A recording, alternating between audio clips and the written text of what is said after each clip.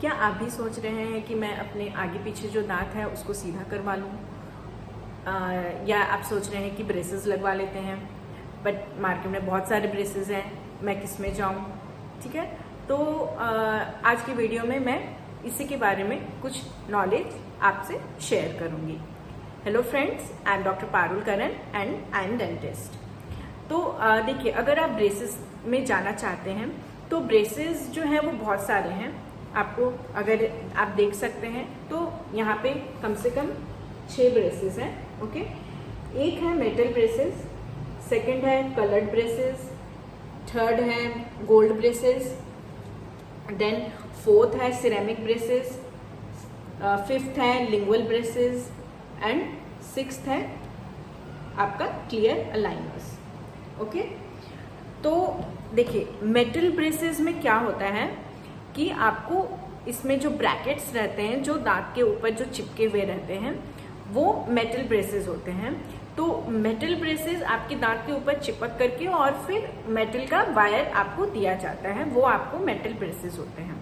Second है coloured braces. इसमें क्या होता है कि जो आपको दांत के ऊपर जो चिपके हुए रहते हैं ब्रैकेट्स, उसके ऊपर आपको एक थिन कलर्ड इलास्टिक जैसा यूज करते हैं, तो वो कलरफुल रहते हैं। तो वो जनरली किड्स, बच्चों में बहुत इस्तेमाल किया जाता है। फिर है आपको गोल्ड ब्रेसेस। तो गोल्ड ब्रेसेस में है कि जो भी ब्रैकेट्स या जो भी वायर यूज किया जाता है वो गोल्ड के रहते हैं, बट आजकल ये गोल्ड ब्रेसेस का ट्रेंड चला गया है बिकॉज वो काफी येलो दिखता है, तो उसकी वजह से लोग नहीं इस्तेमाल करना चाहते हैं gold braces. Then ceramic braces. Ceramic braces is वो भी एक अच्छा ऑप्शन होता है। सिरेमिक ब्रेसेस में क्या होता है कि जैसे ये मेटल ब्रेसेस में ब्रैकेट्स जो मेटल के रहते हैं, सिरेमिक में ये आपको सिरेमिक वाइट ट्रांसपेरेंट रहता है और ये सिरेमिक के रहते हैं। जस्ट आपको एक थिन वायर रहता है जो कि आपका विजिबल रहता है, जो मेटल का रहता है। तो ये आपको सिरेमिक ब्रेसेस हो जाता है। फिर है आपका लिंगुअल ब्रेसेस। तो लिंगुअल ब्रेसेस जो होते हैं, लिंगुअल ब्रेसेस मतलब आपके दांत के अंदर के साइड से लगा हुआ होता है, वो बाहर के साइड से नहीं लगा रहता है। बट लिंगुअल ब्रेसेस भी हम सारे पेशेंट को नहीं दे सकते हैं, क्योंकि उसमें हम केस के ऊपर डिपेंड करता है कि आपका कितना कॉम्प्लिकेटेड केस है, कितना आपके दांत आगे पीछे है, वो सारे क्राइटेरिया भी हम देखते हैं। तो उस क्राइटेरिया के ऊपर ही आपको लिंगुअल ब्रेसेस दिया जाता है। ये है आपका लिंगुअल ब्रेसेस, जो कि दांतों के अंदर की साइड से लगा रहता है। ये आपको बाहर से विजिबल नहीं रहता है, ये आपको अंदर से लगा रहता है। तो ये आपका लिंगुअल ब्रेसेस हो जाता है। फिर आते हैं हम क्लियर अलाइनर्स पे। ये जो आपका क्लियर अलाइनर्स होता है, जो कि आजकल बहुत चल रहा है। तो क्लियर अलाइनर्स में क्या होता है कि जो पेशेंट लाइक बाहर होते हैं या फिर उतना टाइम नहीं दे पाते हैं फॉलो अप करने के लिए, तो हम उन्हें क्लियर अलाइनर्स दे देते हैं, ताकि पेशेंट जो रहते हैं वो खुद ही इस्तेमाल करेंगे क्लियर अलाइनर्स। उनको कुछ सेट दिया जाता है ताकि वो पेशेंट खुद उस सेट को पहन करके रखें फॉर 15-16 डेज, और उसके बाद फिर वो एक सेट को निकालें और फिर दूसरा सेट पहने। तो ये आपको क्लियर अलाइनर्स रहता है और ये कंप्लीट ट्रांसपेरेंट रहता है। तो आपको देखिए, आज के वीडियो में मैं आपको ये बताना चाहती हूँ कि मेटल जो ब्रेसेस होते हैं और आपका जो क्लियर अलाइनर्स रहता है, इसमें डिफरेंस क्या है। यस, आपका बाद में पूरी चॉइस आपकी ही है कि आपको किस में जाना है। आप मेटल ब्रेसेस में जाना चाहते हैं या फिर आप क्लियर अलाइनर्स में जाते हैं, वो चॉइस आपकी है। इसमें मैं कोई ये नहीं बता रही हूँ कि नहीं आप, या फोर्स कर रही हूँ कि आप इसी में जाइए या फिर आप इसमें ही जाइए। मैं सिर्फ केवल आपको ट्रीटमेंट के एस्पेक्ट से बताना चाह रही हूँ कि आप किस में क्या आपको मिल सकता है।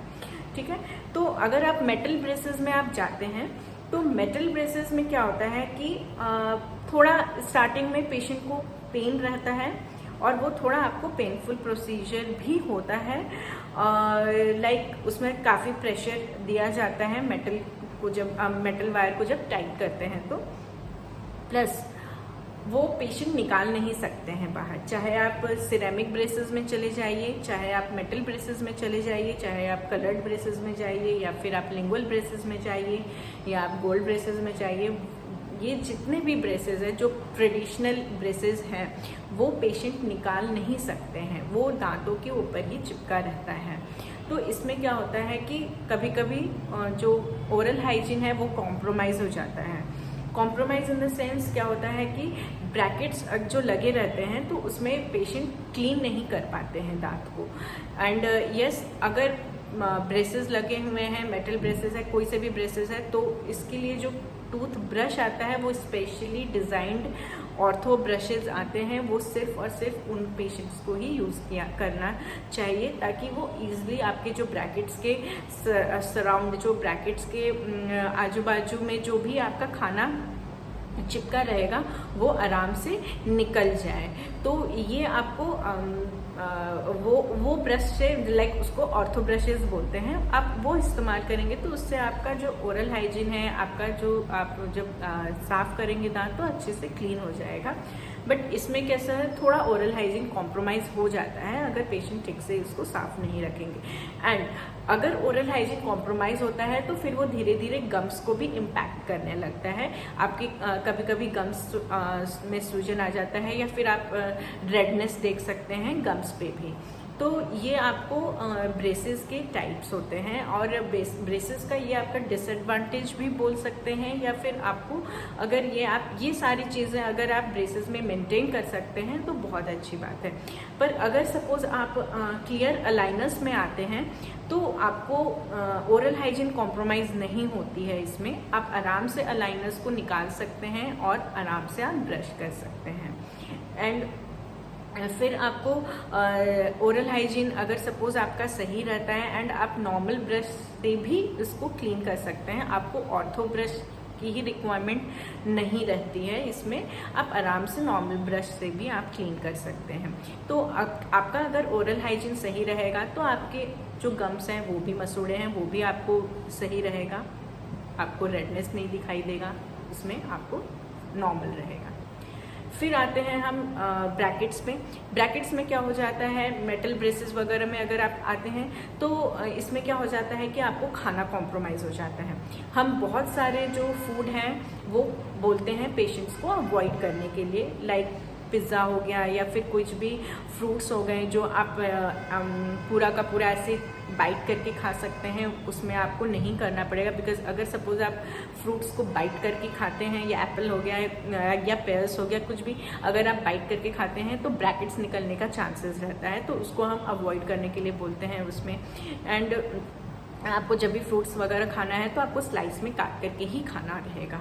तो ये आपको मेटल ब्रेसेस में एक डिसएडवांटेज हो जाता है कि आपको फूड पे कॉम्प्रोमाइज़ हो जाता है।